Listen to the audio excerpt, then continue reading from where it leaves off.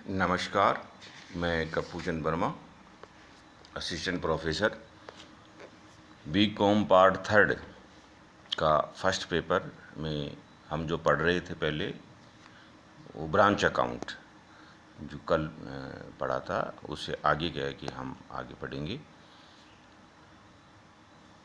Types of branches, शाखाओं के प्रकार, शाखाएं कितने प्रकार की होती हैं। तो ये शाखा और HOD हेड ऑफिस, इनके बीच में आपसी समझौते के अनुसार इनके प्रकार होते हैं। आश्रित शाखाएं या पूर्ण लेखे न रखने वाली शाखाएं, मतलब पूर्ण रूप से HOD पर ही क्या है कि निर्माण, मतलब HOD के नियमों के अनुसार, HOD के दिशा निर्देश सब कुछ क्या है कि HOD के अनुसार क्या है कि वो काम करती हैं, अतः वो पूर्ण रूप से HOD पर निर्भर रहती हैं। स्वतंत्र शाखाएं या पूर्ण लेखे रखने वाली शाखाएं, स्वतंत्र शाखाएं मतलब HOD से एक बार दो दिशा निर्देश मिल गए, उसके बाद में सारा काम, अकाउंट्स के संबंधित काम हुआ, उधार का, नगद का, जो भी क्या है कि डिसीजन है वो शाखा अपने स्तर पर लेती हैं। इस प्रकार से क्या है कि इनको स्वतंत्र शाखाएं या मतलब सारा पूर्ण लेखे तैयार करती हैं और पूर्ण लेखे profit and loss account, balance sheet बनाकर क्या है कि वो HOD को देती हैं। आश्रित शाखाएं, आश्रित शाखाओं की विशेषताएं क्या क्या हो सकती हैं, वो किस प्रकार से क्या होती हैं। आश्रित शाखाओं को सारा माल प्रधान कार्यालय द्वारा भेजा जाता है। दूसरी विशेषता है, शाखा के सभी खर्चे प्रधान कार्यालय द्वारा नगद या चेक के माध्यम से भुगतान किए जाते हैं। नंबर 3, माल की बिक्री प्रधान कार्यालय के निर्देशानुसार निर्धारित मूल्य पर बेची जाती हैं। नंबर 4, फुटकर खर्चों के लिए प्रधान कार्यालय सभी शाखाओं को फुटकर रोकड़ भेजता है। शाखा द्वारा संपूर्ण विक्रय की राशि प्रधान कार्यालय खाते में जमा करा दी जाती है। नेक्स्ट, इन शाखाओं को नगद एवं उधार माल बेचने का अधिकार होता है। ये इसकी विशेषताएं हैं, मतलब ये नगद भी बेच सकती हैं और उधार बेच सकती हैं। यह शाखाएं अपने यहाँ कोई खाते नहीं बनाती हैं, मतलब दो भी ट्रांजैक्शन होते हैं उन ट्रांजैक्शंस को वो HOD को भेज देती हैं। इनके खाते प्रधान कार्यालय द्वारा ही बनाए जाते हैं। यह शाखाएं केवल अपनी याददाश्त के लिए रोकड़ पुस्तक, विक्रय पुस्तक तथा स्टॉक बुक बना लेती हैं। किसी प्रकार की जर्नल प्रविष्टियां तथा खाते नहीं बनाती हैं। अब आता हमारे पास में क्या, प्रधान कार्यालय की पुस्तकों में लेखांकन किस प्रकार से किया जाता। प्रधान कार्यालय द्वारा शाखा का लाभ या हानि ज्ञात करने हेतु निम्न में से किसी भी एक विधि का प्रयोग किया जा सकता है। मतलब प्रधान जो कार्यालय है वहाँ किस प्रकार से लेखे बनाए जाते हैं, उसकी कई विधियां हैं। शाखा देनदार पद्धति या शाखा अवास्तविक खाता विधि, मतलब देनदार पद्धति के अनुसार हम खाते बना सकते हैं। नंबर 2, स्टॉक व देनदार पद्धति, stock and debtors method. Number 3, अंतिम खाता विधि या शाखा व्यक्तिगत खाता विधि। और उसके बाद में है थोक मूल्य विधि या शाखा व्यक्तिगत खाता विधि, थोक मूल्य विधि या शाखा व्यक्तिगत विधि, ब्रांच पर्सनल अकाउंट मेथड। उपरोक्त सभी पद्धतियों से प्रधान कार्यालय द्वारा अपनी पुस्तकों में शाखा से संबंधित सभी लेखे रखे जाते हैं। नंबर है शाखा देनदार पद्धति। इनका लेखा दो प्रकार से किया जा सकता है। जब शाखाओं को माल लागत मूल्य पर भेजा जाता है, इन शाखाओं को प्रधान कार्यालय द्वारा लागत मूल्य पर माल भेजा जाता शाखा संपूर्ण विक्रय राशि प्रधान कार्यालय को भेज देती है अथवा उसके खाते में जमा करा देती है। शाखा के फुटकर व्ययों के लिए प्रधान कार्यालय पृथक रूप से अलग से मतलब रोकड़ भेजती है। ऐसी शाखा अपने यहाँ कोई प्रविष्टियाँ नहीं करती, केवल प्रधान कार्यालय में ही प्रविष्टियाँ की जाती हैं। इस हेतु प्रत्येक शाखा के लिए शाखा खाता ब्रांच अकाउंट नाम से एक खाता प्रधान कार्यालय खोलता है, जिसके लिए निम्न प्रविष्टियाँ की जाती हैं।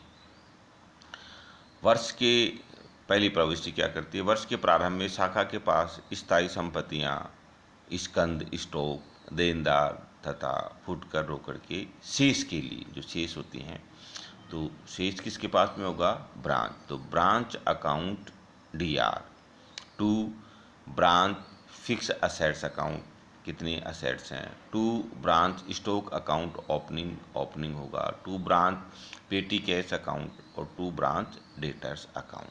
ये एंट्री पहली एंट्री होगी इनके ओपनिंग बैलेंस से। दूसरी, शाखा को माल भेजने पर किसको भेजेंगे? ब्रांच को। तो branch account DR to goods sent to branch account.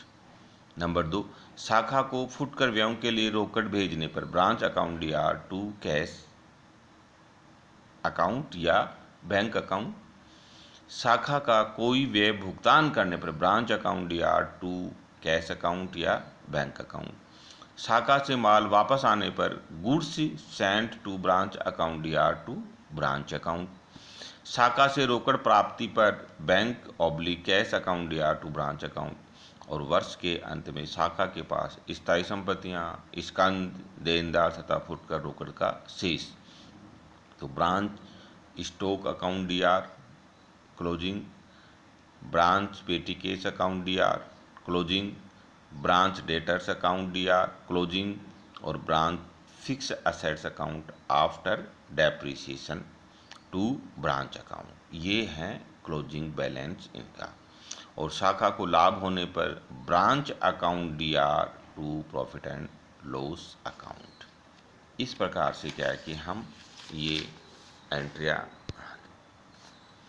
9वीं entry है, शाखा को हानि होने पर इस विपरीत प्रविष्टि हो जाएगी profit and loss account DR to branch account. शाखा द्वारा फुटकर व्ययों का भुगतान करने पर कोई एंट्री नहीं करेंगे। शाखा द्वारा फुटकर व्ययों का भुगतान करने पर कोई प्रविष्टि नहीं करेंगे। शाखा द्वारा देनदारों को बट्टा देने पर एवं डूबत ऋण के लिए कोई प्रविष्टि नहीं होगी। और वर्ष के अंत में बचे हुए शाखा दायित्वों के शेष हों तो निम्न प्रविष्टि होगी branch account DR to branch liabilities account. वर्ष के अंत में शाखा को भेजे गए माल खाते को व्यापार खाते में हस्तांतरित करके इस खाते को बंद कर दिया जाता है। Goods send to branch account DR to trading account, मतलब जो गुड्स माल भेजा जाता है उसका जो बैलेंस होता है, शेष होता है, उसको हम ट्रेडिंग अकाउंट में ट्रांसफ़र कर देते हैं, या यूँ कहें इस खाते को ट्रेडिंग अकाउंट द्वारा बंद कर दिया जाता है। Ledger posting in the books of head office. प्रधान कार्यालय की पुस्तकों में शाखा से संबंधित खाते निम्न प्रकार से खोले जा सकते हैं। इस विधि के अंतर्गत प्रधान कार्यालय की पुस्तकों में प्रमुख रूप से एक ही खाता शाखा खाता ब्रांच अकाउंट बनाया जाता है। यद्यपि कुछ अन्य खाते जिनमें शाखा को भेजा गया माल खाता goods send to branch account, शाखा स्कंद खाता ब्रांच स्टॉक अकाउंट, शाखा फुटकर रोकड़ खाता ब्रांच पेटी केस अकाउंट तथा सामान्य लाभ हानि खाता बनाए जाते हैं, परंतु ये खाते अधिक महत्वपूर्ण नहीं है। ये सभी शाखा खाते में ही जाने वाली प्रविष्टियों के आधार पर ही बनाए जाते हैं। इसलिए इसमें सबसे जो इम्पोर्टेंट अकाउंट है वो है ब्रांच अकाउंट। तो प्रधान कार्यालय की पुस्तकों में ब्रांच अकाउंट निम्न प्रकार से बनाया जाता है। डेबिट पक्ष की ओर ओपनिंग बैलेंस हमारे 4 हो सकते हैं। To branch stock account, to branch petty case account, to branch fix assets account और टू ब्रांच डेटर्स अकाउंट। इसके बाद में हम माल भेजेंगे to goods and to branch account at cost पर, to bank account branch expenses paid by head office के माध्यम से क्या है कि खर्चों का भुगतान किया गया उसकी प्रविष्टि होगी।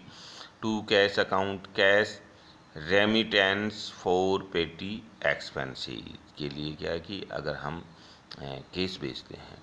इसी प्रकार से by cash bank account cash sales amount जो भी क्या है कि हमारी कैश सेल्स है वो। By goods and to branch account return to head office by branch के माध्यम से जो माल वापस रिटर्न हुआ है।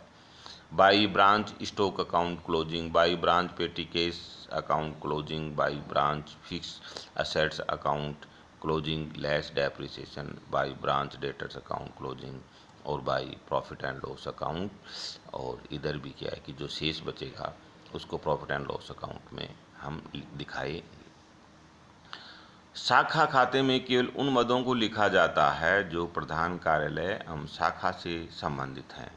निम्नलिखित मदें इन दोनों से संबंधित नहीं हैं, इसलिए इन्हें शाखा खाते में नहीं दिखाते हैं। उधार विक्रय क्रेडिट सेल्स, विक्रय वापसी सेल्स रिटर्न, डूबत ऋण बैड डेट्स, नगद बट्टा कैश डिस्काउंट, ये सभी डेटर्स से संबंधित हैं। अतः एक अलग से हम डेटर्स अकाउंट खाता बनाते हैं और उसमें इनको दिखाया जाता। शाखा द्वारा फुटकर रोकड़ में से चुकाए गए व्यय और शाखा की स्थायी संपत्तियों पर ह्रास इसे सीधे ही संपत्तियों के अंतिम शेष में से घटाकर दिखाया जाता है। इस प्रकार से क्या है कि हमारे जो भी क्या है कि व्यवहार हैं ये 6 व्यवहार हैं। तो इसमें चार व्यवहार तो हैं डेटर से संबंधित और एक है पेटी के से संबंधित और दूसरा है ये लास्ट पड़ा है जो फिक्स असेट से संबंधित हैं। इस प्रकार से क्या है कि हम ये अलग से क्या है कि एक छोटा सा अकाउंट बनाकर इनके बैलेंस ज्ञात कर लिए जाते हैं। कौन सा balance? Closing balance. Opening balance दिया हुआ होगा। इस प्रकार से क्या है कि ये देखो हमारा अकाउंट बनाया हुआ क्वेश्चन है आगे और क्वेश्चन के माध्यम से क्या है कि ये सॉल्व किया गया है। एक क्वेश्चन है जो आपको क्या है कि दिखाया जा रहा है और देखो ब्रांच अकाउंट बनाया गया है और लास्ट में क्या है कि हमारे जो खाते हैं goods send to branch account इसको हमने ट्रेडिंग अकाउंट में ट्रांसफ़र कर दिया गया। आगरा ब्रांच को भेजा गया था माल और कानपुर ब्रांच को माल भेजा गया था। और general profit and loss account में क्या है कि जो भी क्या है कि इन दोनों ब्रांच का क्या है कि जो हमारा प्रॉफिट था उसको हमने general profit and loss account में ट्रांसफ़र कर दिया गया। इस प्रकार से क्या है कि हमारे क्या है कि ये दोनों ब्रांचों को माल भेजा गया था और दोनों ब्रांचों से जो क्या है कि हमारे को प्रॉफिट हुआ वो प्रॉफिट क्या है कि हमारे को दिखाया गया।